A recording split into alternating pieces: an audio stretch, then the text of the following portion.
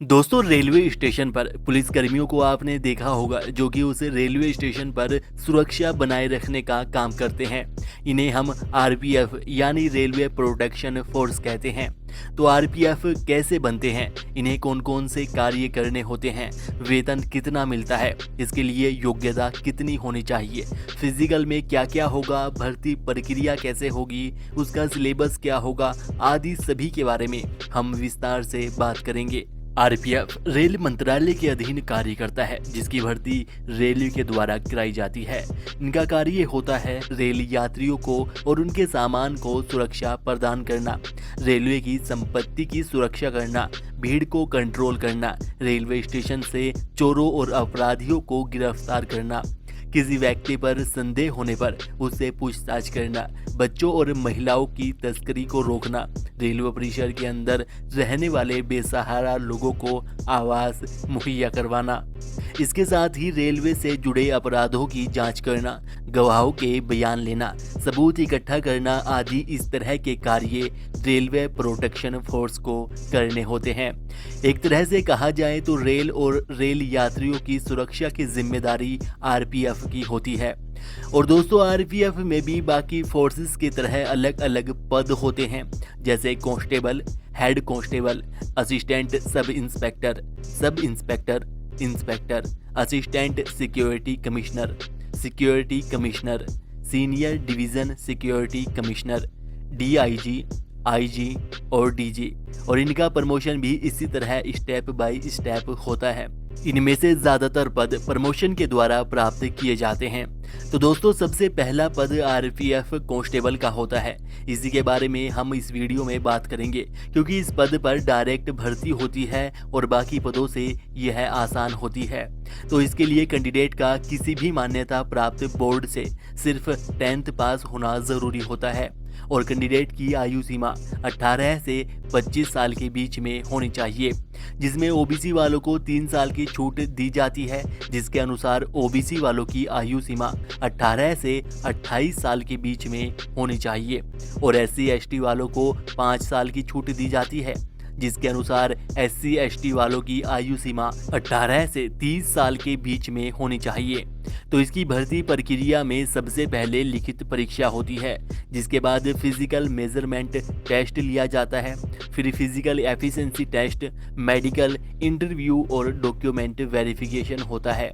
तो लिखित परीक्षा में 120 नंबर के 120 प्रश्न पूछे जाते हैं, जिसमें 1.5 घंटे का समय दिया जाता है। इसमें general awareness, arithmetic, general intelligence and reasoning विषयों से प्रश्न पूछे जाते हैं। तो जनरल अवेयरनेस के पेपर में current affairs, awareness of the event and developments in society, Indian history, art and culture, economics, general science and life science, common abbreviation, geography, general polity, Indian constitution, sports, environmental issues आदि विषयों से प्रश्न पूछे जाएंगे।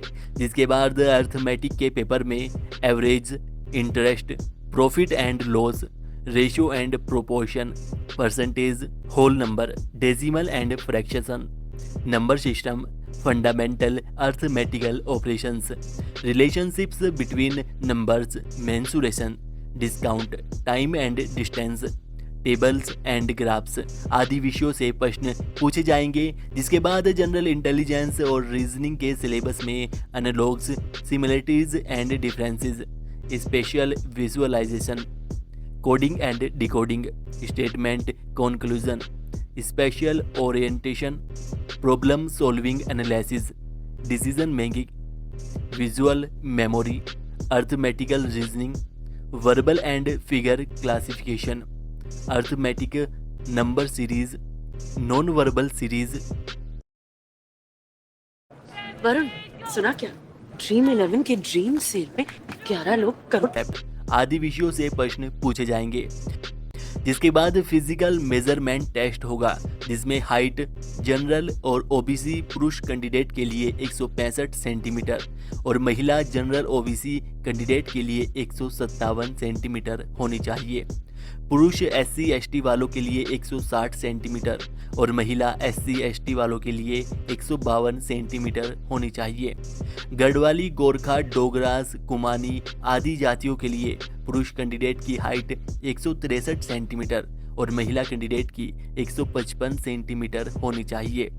जिसके बाद chest, जो कि सिर्फ पुरुषों की नापी जाती है, जो कि जनरल OBC वालों के लिए 80 सेंटीमीटर और फूलने के बाद जिसमें 5 सेंटीमीटर का फैलाव आना चाहिए, जिसके अनुसार फूलने के बाद चेस्ट 85 सेंटीमीटर होनी चाहिए और SC ST वालों की 76.2 सेंटीमीटर होनी चाहिए, जिसमें फूलने के बाद 5 सेंटीमीटर का फैलाव आना चाहिए, जिसके अनुसार फूलने के बाद चेस्ट 81.2 सेंटीमीटर होनी चाहिए। इसी तरह गढ़वाली, गोरखा, डोगरास, कुमानी आदि जातियों के लिए चेस्ट 80 सेंटीमीटर होनी चाहिए। फूलने के बाद 5 सेंटीमीटर का फैलाव आना चाहिए, जिसके अनुसार फूलने के बाद चेस्ट 85 सेंटीमीटर होनी चाहिए।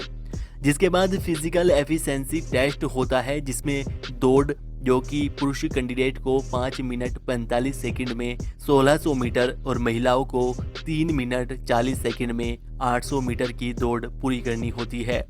इसके साथ ही लॉन्ग जंप में पुरुषों को 14 फीट और महिलाओं को 9 फीट की छलांग लगानी होती है, जिसमें 3-3 चांस दिए जाते हैं और हाई जंप में पुरुषों को 4 फीट और महिलाओं को 3 फीट की कूद लगानी होती है, इसमें भी 3 चांस दिए जाते हैं। इसे क्लियर करने के बाद कैंडिडेट को मेडिकल टेस्ट के लिए बुलाया जाता है। मेडिकल टेस्ट में कैंडिडेट की आंखों की दृष्टि 6/6 होनी चाहिए। जिसके बाद कलर ब्लाइंडनेस टेस्ट होता है, जिसमें कैंडिडेट को इस तरह का पेपर दिखाया जाता है, जिसमें अलग अलग रंग दिखाई देंगे, उनमें से रंगों को पहचानना होता है। इसके बाद ईयर टेस्ट में कैंडिडेट की कान बहने की, कान में मैल या कम सुनाई देने की समस्या नहीं होनी चाहिए। उसके बाद नोक नी टेस्ट होता है, जिसमें आपके घुटने इस तरह से बिल्कुल नॉर्मल होने चाहिए, उनके बीच में ना तो ज़्यादा गैप होना चाहिए और ना ही चलते समय वे आपस में मिलने चाहिए। इसके बाद फ्लैट फिट टेस्ट में कैंडिडेट के पैरों के तलवों को चेक किया जाता है, जो कि इस तरह से नॉर्मल होने चाहिए। उनके बीच में हल्का सा गैप होना चाहिए, यह गैप ज़्यादा भी नहीं होना चाहिए और ना ही तलवा बिल्कुल सपाट होना चाहिए। इसके साथ ही ब्लड टेस्ट भी होता है, जिसमें चेक किया जाता है कि कैंडिडेट को शुगर वगैरह की कोई बीमारी तो नहीं है या कैंडिडेट ड्रग्स वगैरह का नशा तो नहीं करता आदि। इस तरह से मेडिकल टेस्ट लिया जाता है। जिसके बाद इंटरव्यू होता है और फिर डॉक्यूमेंट वेरिफिकेशन के लिए बुलाया जाता है। तो कैंडिडेट को डॉक्यूमेंट वेरिफिकेशन में 10th की मार्कशीट, जाति प्रमाण पत्र, स्थायी निवास प्रमाण पत्र, चरित्र प्रमाण पत्र, आधार कार्ड और 4 फोटो आदि डॉक्यूमेंट लेकर जाने होते हैं। तो दोस्तों, ये होता है RPF कांस्टेबल बनने का प्रोसेस, जिसके थ्रू आप RPF ज्वाइन कर सकते हैं। अब बात करें वेतन की, तो RPF कांस्टेबल को प्रति माह 35,000 से 40,000 रुपए के लगभग वेतन मिलता है, जो कि साल दर साल बढ़ता रहता है। तो अब जान लेते हैं कि RPF के लिए आने वाली भर्तियों के बारे में आप कैसे पता करेंगे। तो इसके लिए आपको गूगल पर indianrailways.gov.in सर्च करना होगा। जिसके बाद आप इंडियन रेलवेज की ऑफिशियल वेबसाइट पर आ जाएंगे।